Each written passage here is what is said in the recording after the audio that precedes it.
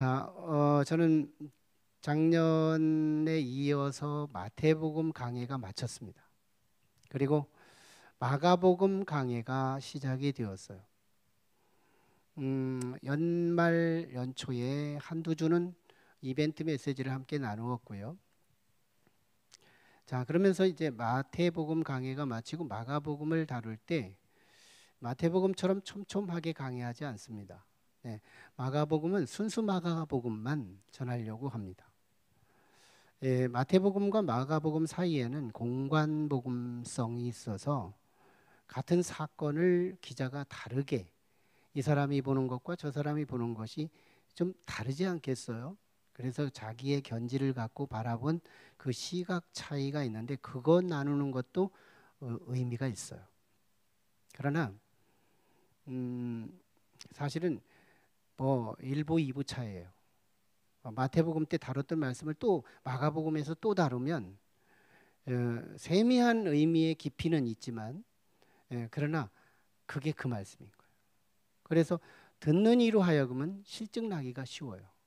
그래서 마태복음에서 다루어졌던 평행 본문은 마가복음에서 다루지 않고 원 마가복음만 다루어 보겠다. 그래서 마태복음과 마가복음에 나타난 예수님의 행적 전체를 폭넓게 다루겠다. 하나도 빼놓지 않고 이런 의미에서 갑니다. 누가복음도 같은 맥으로 갈 거고요. 하지만 제4복음서인 요한복음은 또 다시 마태복음처럼 다루려고 해요. 아주 촘촘하게 텍스트마다 성실하게 강해 설교를 하려고 합니다. 요한복음은 또 특별해요. 나름대로 신학적인 메시지가 들어있고 또 우리 신앙생활의 성도들에게 굉장히 유익한 하나의 보약 같은 메시지들이 많이 함축되어 있기 때문에 요한복음은 촘촘하게 다루려고 합니다. 그런 사복음서의 그 대맥 가운데에서 오늘 마가복음 8장 22절에서 26절까지 주어진 이 말씀은요. 예수님이 갈릴리 사역 후반기에 있었던 일입니다. 갈릴리 사역, 전체 사역의 후반이 아니라 갈릴리 사역의 후반. 근데 그때 이 벳세다라고 하는 동네에 주님이 지나갈 때 사람들이 맹인 한 사람을 데리고 예수님에게 눈을 뜨게 요청을 해온 거예요. 오늘 맹인 얘기하는데 눈 감으면 안 돼요. 맹인 되십니다. 맹인 얘기하는데 눈을 감는데 교회 소식을 해도 눈을 감아. 다니엘 때 보면 참 기도를 금지하잖아요. 다니엘 때 다리오 왕이 기도를 금지하는데 오늘의 사람들은 금지도 안 하는데 자기가 스스로 금지해. 1세기 당시에는 맹인들이 그렇게 많았잖아요. 안 떠져서 안 보는데 오늘날에는 스스로 눈 감아요. 눈 감는 건 문제가 있어요. 나한테 지금 잡음이 예수님께 집중하지 못하도록 잡음을 지금 열어놓고 있는 것이기도 하거든요. 눈을 좀 뜨는 게 필요합니다. 시청각 교육학에서 시청각의 효과와 그냥 하나의 단조롭게 청각의 효과는 엄청난 차이 납니다. 보기도 하고 듣기도 한다는 거. 이런 것은 굉장한 의미가 있거든요. 자, 오늘 이렇게 이 시각장애인 맹인을 치유해 달라고 요청이 들어온 거예요. 근데 이 벳세다에서 그런 일이 벌어졌는데 이 벳세다가 어떤 곳이냐면 요단 갈릴리 호수의 동북편에 있습니다. 동북편에. 우리가 더 친숙한 표현으로 말하면 오병이어가 일어났던 곳 거기가 벳세다예요. 그러면 친숙해지죠. 그 벳세다에서 예수님이 맹인의 치유를 요청받은 거예요. 자, 그런데 이 맹인 치유를 고치는 예수님의 치유 방식이 예수님의 공생의 전체 사역 중에서 치유 사역이 3분의 2잖아요. 굉장히 길잖아요. 많은 사람들이 치유됐잖아요. 근데 치유하는 예수님의 스타일도 거의 비슷하고 그런데 오늘 본문의 맹인 치유 기사는 특이합니다. 자, 1차적으로 이 맹인을 데리고서 벳세다를 떠나요. 고쳐달라고 요청 왔는데 다른 때 같으면 그 자리에서 치유해요. 거기서 치유하고 거기서 능력을 발휘하고 그러시는데 예수님이 여기서는 지금 밖으로, 벳세다 밖으로 다른 동네로 이동해요. 얘를 데리고. 이 과정에서 우리가 한 가지 상상할 게 뭐냐면, 맹인된 이 사람을 데리고 그리스도께서 친히 다른 동네로 이동하는 동안에 시간이 걸려요. 근데 맹인 혼자 갈 수 없었어요. 그때 예수님의 오른손에 붙들려서 가는 장면 한번 상상해 보세요. 무지몽매한 우리 인생을, 천국도 안 보이고 그리스도도 안 보이고 하나님도 안 보이는, 사실은 눈 떴다고 하지만 영적인 이 맹인된 우리 인생에게 그리스도를 믿는 순간 그리스도께서 내 오른손을 잡고 천국에까지 나를 견인하는 은혜의 초소로 이동시키는 예수 그리스도의 인도, 이 인도가 참 우리에게 굉장한 감동을 주게 하죠. 자, 그런데 그렇게 인도해서 주님이 이 맹인을 데리고 벳세다를 떠나는데, 이 왜 벳세다를 떠났을까? 이 부분이 조금 묻고 싶잖아요. 궁금하잖아요. 사실 예수님께서 이 벳세다를 떠났던 것을 우리가 배경사와 전체적인 맥을 가지고 들여다보면 이런 이유 때문이에요. 벳세다는 주님의 은혜를 다른 동네보다 아주 많이 은혜를 경험했던 동네예요. 예수님의 은혜를 남달리 경험했던 동네, 이게 벳세다입니다.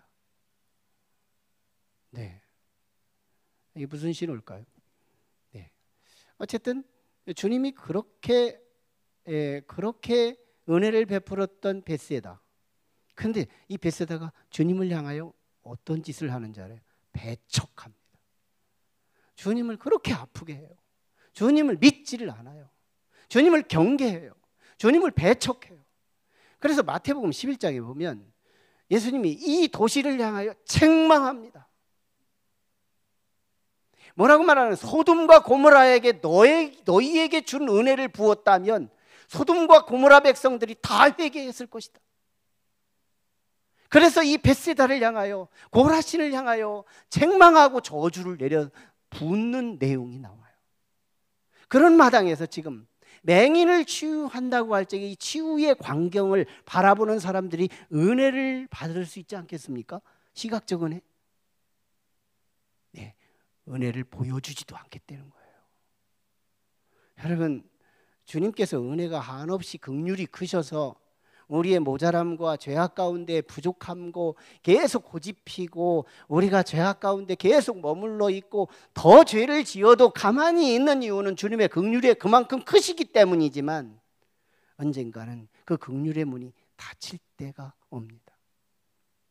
그 닫힐 그때 주님은 차갑기를 냉동실보다 더 차가울 때가 있는 거예요.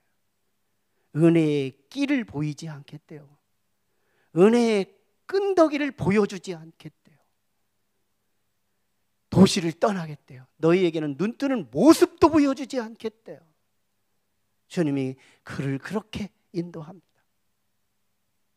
그리고 주님이 치료하는 모습을 한번 보세요. 두 가지 하십니다. 언제나 시각장애자들에게 하셨던 말씀 중에 하나가 뭐냐면 침 뱉어서 환부에 바르는 거예요. 이걸 소위 침치료라고 하는데요. 사실은 오늘날 의학적인 입장에서 보면 이거 미개한 행동이었고 미신적 행위였어요. 과학이 발달되지 않았고 의학이 발달되지 않았기에 당대 헬라 의사들이나 유다의 의사들이 일상적으로 침 치료를 했던, 도무지 이렇게도 안 되고 저렇게도 안 되니까 침에 무슨 효과의 효능이 있다 그래가지고 모든 의사들이 침 치료를 일반적으로 했던 거예요. 주님이 누군지 알아요? 만병의 대의사이십니다. 모든 병을 주님께 내바쳐서 주님이 못 고칠 병이 없는 만병의 대의사 되신 주님이에요. 그런데 그 주님이요, 이것이 미신적인 거 알고 있어요. 의학이 발달되지 않아서 이 침 바르고 있다는 거 알고 있어요. 그리고 효과가 없다는 것도 알고 있어요. 의학의 원조 되신 우리 주님이요, 직접 이 미신 행위를 합니다. 왜 주님이 이거 알면서 하실까? 그럼에도 불구하고 당대 의사들이 했던 이 일을 왜 주님이 아무 효과도 없다는 걸 알면서 왜 침을 바를까? 주님이 원하시는 게 있어요. 네가 의사에게 갔을 때 의사를 향하여 네가 줘야 할 게 있다면 의사에 대한 신뢰입니다.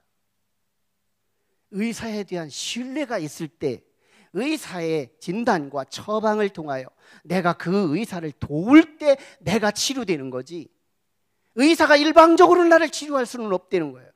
내가 의사를 신뢰하지 않을 때 나는 의사의 도움을 받을 수 없다는 거예요. 여러분, 우리는 연구단지에 살기에 똑똑한 사람이 많이 있는 도시예요. 그래도 브레인리스트들이 가장 많이 있는 곳, 잠바떼기만 입고 다녀도 대부분이 박사인 곳이 이 동네입니다. 그래서 이 동네에서 한 의사 한 분이 저한테 하소연한 내용이 있어요. 진단을 하기 위해서요, 이렇게 처방전을 쓰는데 영어로 쓰잖아요. 그래서 쭉 영어로 쓰면 한 분이 어깨너머로 쭉 까치발 듣고 보더니, 선생님 왜 그 약을 쓰세요? 이런 약을 좀 쓰시죠. 이 소리를 듣고요, 의사 그만두고 싶다고까지 했어요. 모멸감이 오게 하는 거예요. 적어도 의사에 가려면 순수하게 환자답게 가야지, 태도가 있어야지. 무슨 태도예요? 신뢰. 이거 하나님께 믿는 믿음 아닙니다. 사람에게 신뢰의 관계가 서로 간에 주고받을 수 있는 조건이 되는 거잖아요. 신뢰. 우리 주님이요, 생바닥이 생짜된 자연인에게 지금 이 맹인을 고칠 때 우리 주님이 요청하시는 건 하나님을 믿는 믿음을 요청한 것이 아니라 사람과 사람 사이에 주고받을 수 있는 신뢰를 지금 끄집어내고 있다는 거예요. 알아요. 쓸데없는 짓인 줄도 알고 있고 효과가 없는 것도 알면서도 주님은 그걸 하십니다. 왜? 의사한테 신뢰하던 그 신뢰라도 나한테 달래는 거예요. 그리고 안수하죠. 이때 이 주님의 안수는요, 창조주로서의 주권적인 권능적인 안수예요. 실제로 이 맹인이 눈을 뜨게 되는데요, 침 발라서 눈 뜬 게 아니고 안수해서 눈 뜨게 됩니다. 주님의, 창조주 주님의 손에 닿는 순간 이 아이는 눈을 뜨게 되는 거예요. 놀라운 일이 벌어집니다. 눈을 뜨게 되는데요, 예수님께서 이렇게 말씀하십니다. 무엇이 보이느냐? 무엇이 보이느냐? 그가 대답하여 사람들이 보입니다. 나무 같은 것들이 이렇게 있는데요, 막 걸어 다니는 것이 보입니다. 사람들이 보인다는 거예요. 근데 나무 같은 것들이 걸어 다니는데 무슨 말인 거예요? 보이기는 보이나 완전히 보이지는 않는다 이 말이에요. 선명하게 보이지는 않는다는 거예요. 뿌옇게 보인다는 거예요. 사람이 나무처럼 보인다는 거예요. 근데 움직이면 어딘가를 움직이는 사람들이 보이더라는 거예요. 야, 여기서요, 이 맹인된 사람의 마음속에서 없던 것이 하나 생기는 것이 있는데요,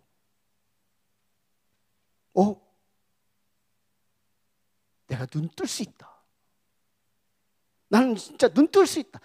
이 의사에게, 저 의사에게 어떤 것으로도 치유되지 않았던 이 시각장애가 뿌옇게 보이는 순간 뭐가 생겼겠냐고, 환우의 가슴 속에 믿음이라는 게 시작됩니다. 이제는요, 인간과 인간 사이의 신뢰를 넘어 인간이 하나님을 믿는 믿음으로 전환되고 있다는 거예요. 이것이 예수님의 고민이에요. 이것이 예수님의 열정이에요. 이것이 예수님의 집중력이에요. 지금 사람에 대한 신뢰에서 하나님을 향한 믿음으로 이동되고 있는 상황입니다. 가능성이 있었지 않겠어요? 뿌옇게는커녕 아주 칠흑같이 어둡게 보이지 않던 사람이 뿌옇게 사람들의 그림자가 보이고 있는데 이거 믿음이 안 생길 사람이 어디 있어요? 벌써 주님은 믿음을 부여하고 있어요. 그리고 그 사람의 가슴 속에서 없던 것이 생겼는데 믿음이라는, 하나님에 대한 믿음의 기대가 열리기 시작하는 거예요. 이런 일이 벌어집니다. 자, 그때 주님이 once more 다시 안수합니다. 참으로 묘한 사건입니다. 예수님이 2번 안수해서 치유된 환자는 처음이에요. 오늘 본문이 처음입니다.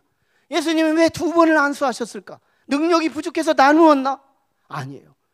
주님은 안수하지 않아도 단박에 치유하실 수 있는 분이세요. 결과는 주님께 아무것도 아닙니다. 결과, 선물, 치유, 완치, 우리 문제 해결, 그건 주님에게는 아무것도 아닙니다. 식은 죽 먹기예요. 주님의 의지에 달려 있어요. 그런데 문제가 뭐냐면 우리의 믿음이에요. 주님의 고민은 거기에 있어요. 베세다 사람들의 그 가슴에서 믿음을 만들지 못하고 주님은 가슴 아파서 그 땅을 저주할 수밖에 없었던 이유는 사람들의 가슴에서 믿음 만들기가 사람의 눈을 뜨게 하는 것보다 힘들고 그 은혜를 베푸는 것보다 사람들의 가슴 속에서 믿음을 연출하는 것이 그렇게 힘들더래요. 주님 다시 하십니다. 아니 한 방에 빵 했더니 눈을 빵 뜨면 놀라는 건 있을지 모르지만 우리에게 믿음 가질 틈이 없는 거예요. 그래서 한 번 하고 다시 또 한 번 쭉 하고 이 과정, 결과를 보여주는 것보다 과정을 통해서 왜 이렇게 시원치 않는 거야? 그런 답답함은 있지만 이 과정을 통해 내 믿음을 끄집어내고 계시는 주님의 힘씀을 볼 수 있다는 거예요. 환우의 입장에서요, 이제 사람이 하나님을 향한 믿음이 그 작은 믿음이 커져가는 믿음으로 변화할 수 있는 것은 2번의 안수를 통해서 주님이 의도하셨다는 거예요. 사실 눈을 뜬다는 건 큰 은혜잖아요. 내 입장으로 한번 바꿔봐서 한번 생각해 봐요. 내가 한 생애 동안 눈 감고 살았어요. 그런데 어느 날 내가 주님 만나서 눈을 떴어요. 이거 작은 은혜냐고요? 엄청난 은혜입니다. 그 엄청난 은혜를 하면서 작은 믿음 가지고 되겠냐고. 주님은 저 가슴 속에서 큰 믿음을 창조하시기 위해 굳이 한 방에도 치유될 수 있는 주님이 2번 연속 안수를 통해 치유하시는 의도는 신뢰를 넘어 하나님을 향한 신앙으로, 신앙을 넘어 큰 믿음으로 이끌어 가시는 보이지 않는 주님의 열정을 볼 수 있다는 거예요. 이래서 이는 2번째 안수받고 훤히 보이는데요, 사람들이 선명해요. 초점이 분명해요.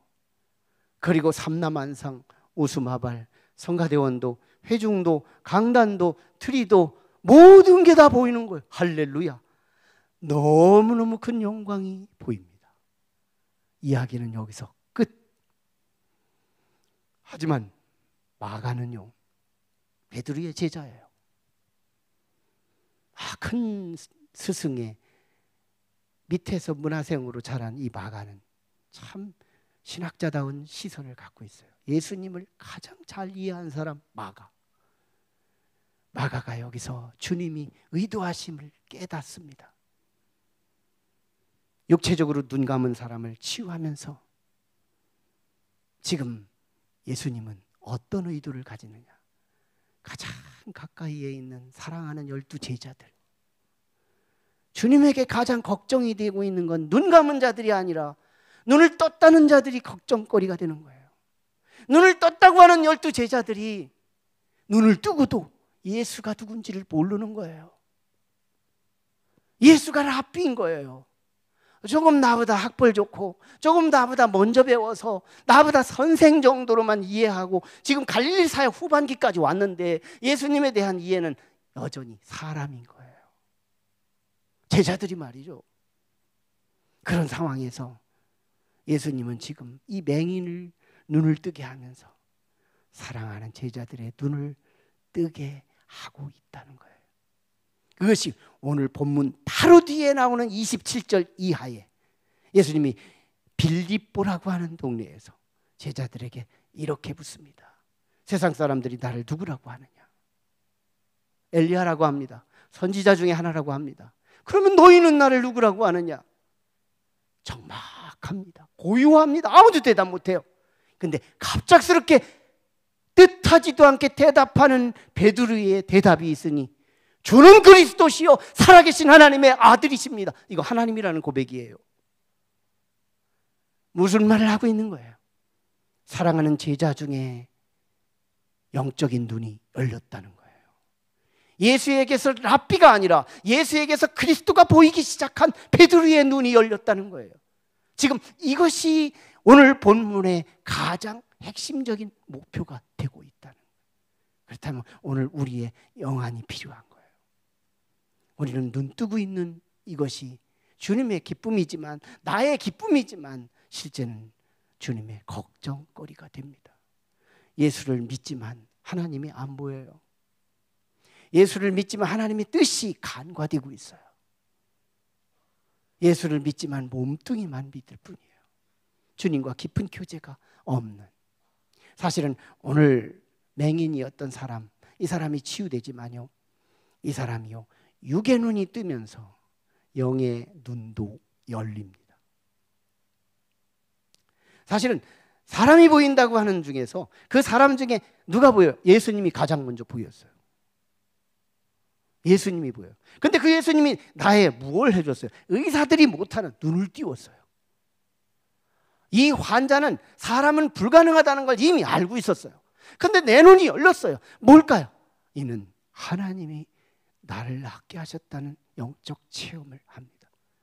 이로써 육의 눈이 열림과 동시에 영의 눈이 열렸다는 증거가 될 수 있는데요, 이것을 다른 맹인이 주님을 만났던 사건에서 오늘 우리 동병상련이라는 문자로 그가 하나님의 영안이 열린 걸 통해서 이 환자가 영안이 열린 것을 엿볼 수 있게 돼요.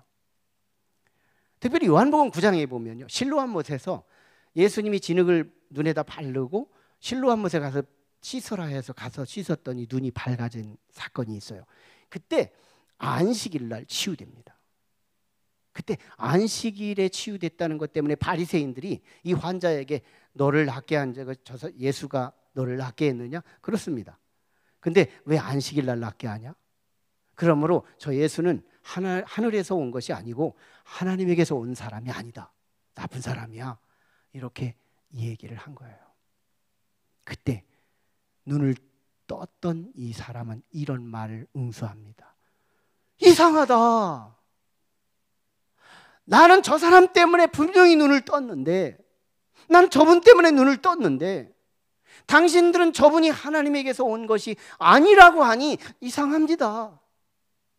내 소견에는요, 내 생각에는요, 하나님에게서 오지 않고는 나에게 이런 눈을 뜨게 할 수 없는데, 나는 낳을 때부터 맹인이었던 내가 눈을 뜨게 할 수 있는 건 하나님에게서 온 사람만 할 수 있는데 당신들은 하나님에게서 오지 않았다고 하니 이상합니다. 내 생각은 그렇지 않습니다. 이가요, 영안이 열린 거예요. 육의 눈이 열리는 순간 영의 눈이 열렸다는 이야기예요. 여러분, 오늘 우리가 영적인 눈이 열려서 보아야 할 것이 보여지는 놀라운 일이 우리에게 경험됐으면 좋겠어요. 보여야 움직인다는 말이 있더라고요. 보여야 움직인다. 안 보이면 꿈틀거리는 거지 움직이는 게 아니에요. 보이면 움직이는 거예요. 저는 교회를 이렇게 복도를 다니고 계단을 다니다가 갑작스럽게 엎어질 때가 있어요. 넘어지는 게 아니에요. 휴지가 있어요. 휴지가 보이면 갑작스럽게 가다가 수직 하강합니다. 보이기 때문에 움직이는 거예요. 보이면 움직이는 거예요. 사실은 보이지 않기에 인생이 목표가 없어요. 오늘 뭐 할까? 목표가 없어요. 움직일 것이 없어요. 근데 오늘 맹인이었던 이 사람이 눈에 뜨이고 볼 것을 본 후에 놀라운 일이 벌어집니다. 가장 먼저 눈을 떴더니 무엇이 보이느냐? 사람들이 보이나이다. 두 번 안수했더니 사람들이 선명하게 보였다 그랬어요. 그때 가장 먼저 보인 것이 누구였어요? 사람 중에서 예수님이죠. 예수님이 보입니다. 예수님이 보임으로 우리는 거룩한 상상으로 여러분을 초대합니다. 오류가 거의 없는 상상으로 여러분을 초대합니다. 이분이 그리스도를 봅니다. 그리스도를 봄으로 그리스도를 향하여 움직임이 시작되는 거예요. 무슨 움직임일까요? 주님! 주님이 보여요. 주님의 얼굴이 보여요. 주님의 몸이 보여요. 주님이 보이고 있어요. 주님이 보이고 있어요. 아마 이런 멘트는 한마디 정도는 있을 거예요. 자, 오류 없는 상상 또 하나는, 근데 주님 고마워요. 주님 감사해요. 주님 너무너무 감사해요. 나 너무너무 뜨고 싶었는데 그렇게 의사들에게 가도 뜰 수 없었던 그 눈이 오늘 떴으니 나 너무너무 고마워요. 감사 기도, 감사 얘기했을 겁니다.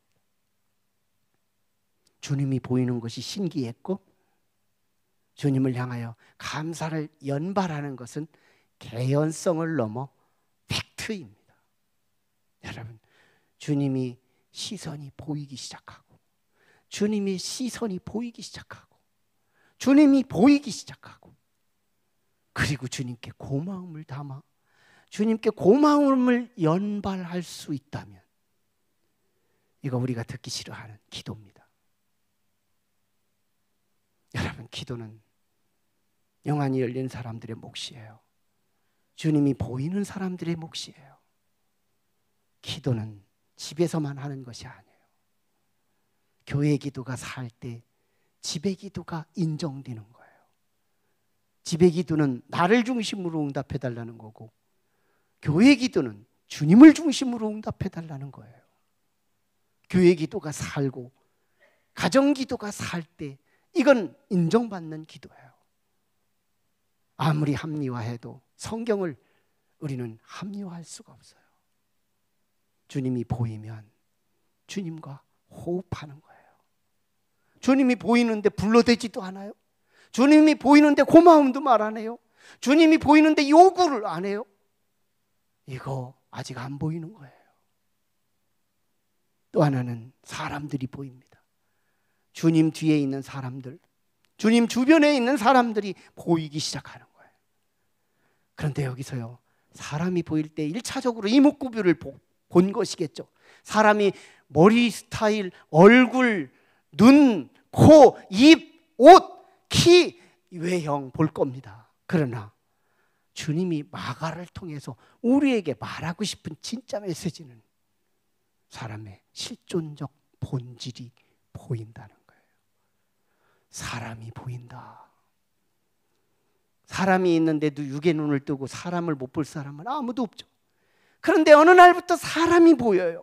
저는 목사가 된 것이 감사한 것이, 목사가 되지 않았으면 사람을 보면서 사람을 못 봤을 거예요. 사람이 보여요. 행복한 것 같지만 조금만 가까이 가서 귀담아 들어보면 그 사람만의 가슴앓이가 있어요. 불쌍함이 있어요. 긍휼의 대상이 있어요. 이게 진짜 보이는 사람이죠. 로마서 1장을 보면 바울 사도가 사람을 가장 잘 봅니다. 하나님이 없는 가슴들을 분석하고, 그래서 거기에 교만과 죄악과 질투와 탐욕과 온갖 죄악과 음란과 불법과 불신앙까지 온 악을 저지르는 이 사람들의 죄악상, 전적 부패와 전적 무지가 질질 흘러 결과는 영원한 지옥에 던져질 수밖에 없는 저 가련하고 처량한 인간들이 보이기 시작합니다. 거기서부터 로마서가 시작돼요. 그리고 구원론을 얘기합니다. 그래서 바울 사도는 이방인의 선교사가 돼요. 너무너무 사람이 보이니 그냥 두면 안 되겠다는 거예요. 그래서 9차키 가는 거예요. 사람의 실존이 보여요. 사람의 내면이 보여요. 저 사람도 보지 못하는 그것이, 나는 주님을 만난 그 스포트라이트 렌즈를 끼고 사람을 보니 사람 각자는요 아무리 멋진 옷을 입고 왔어도 각자마다 죽기 직전이에요. 불쌍한 점이 있어요. 저는 사람이 보이기 시작해요. 난 우리 성도들이 사람을 보는 눈이 열려지기를 주의 이름으로 축원합니다. 아나무인이라는 사자성어가 있어요. 내 마음이 높아서 내 눈 아래 사람이 없다는 거예요. 사람이 안 보인대요. 그때요, 우리는 이 아나무인, 눈을 떴지만 영적인 맹인으로 살아가는 사람들, 그래서 사람에게 아무것도 할 게 없는 사람들, 대화밖에 할 것이 없는 사람들, 이 사람들이요, 주님을 만났을 때 놀라운 일이 벌어집니다. 마음의 높음, 교만, 피브리스, 이것이 깨져야 돼요. 골프하는 사람들이 언제나 잔소리처럼 쏟아내는 말이 몸에 힘을 빼라, 몸에 힘 빼라, 그래야 공이 보인다. 그래서 가장 빠른 사람이 몸에서 힘을 빼는 기간이 3년이랍니다. 3년이 지나야 몸에서 비로소 힘이 빠진대요. 그러는 힘이 빠질 때 그때서야 비로소 그 조그마한 공이 보이기 시작한대요. 우리는 영적으로 마음에서 힘이 빠져야, 마음에서 힘을 빼야 사람이 보여요. 마음에 힘이 들어가면 이게 아나무인이 되는 거예요. 마음의 힘이, 자존심 내가 챙기고 내 권위 내가 챙기고 나의 모든 건 내가 챙기겠다고 하는 이 마음의 힘, 사람이 없을 때는 릴렉스 되는데 사람 하나만 생기면 마음이 막 긴장되고 내가 노출되지 않아야 되고 나 사생활이 들키지 않아야 하고 마음에 막 힘을 들이니 이 옆에 있는, 죽기 직전에 있는 사람이 안 보이기 시작하는 거예요.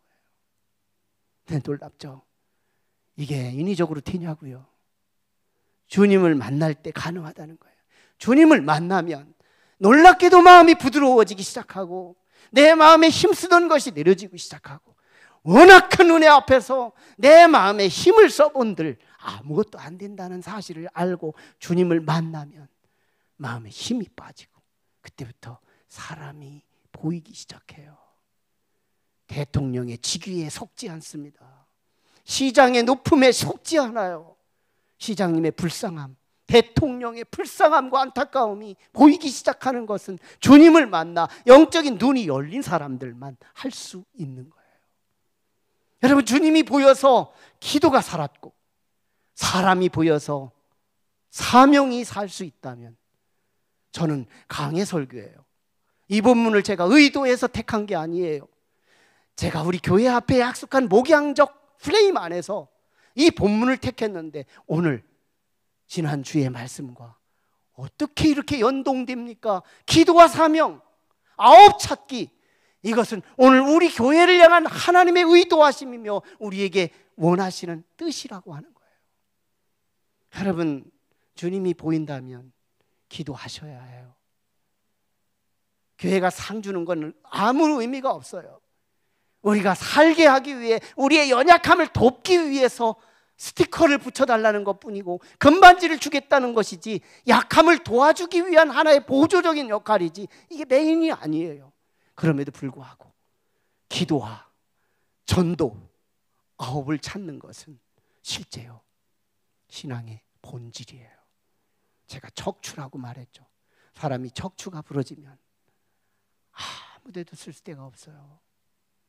신앙에 기도가 부러지고 신앙에 사명이 부러지면 우리는 신앙을 없는 것과 똑같은 거예요. 저 의도 아니에요. 선한 양심을 갖고 진짜 선한 목자가 되기 위해서 진짜 정답을 나누고 있는 거예요. 마음에 힘을 빼십시오. 그리고 주의 음성을 받으시고 사람들 가운데 거하신 주님을 먼저 보시고, 그리고 으름장 내고 큰 소리치고 멋있는 채 하는 사람들의 속을 들여다보고 지옥 백성을 들여다보고 그들을 그리스도께로 인도하고자 하는 거룩한 마음이 저와 여러분에게 회복되기를 주의 이름으로 축원합니다. 기도하시죠.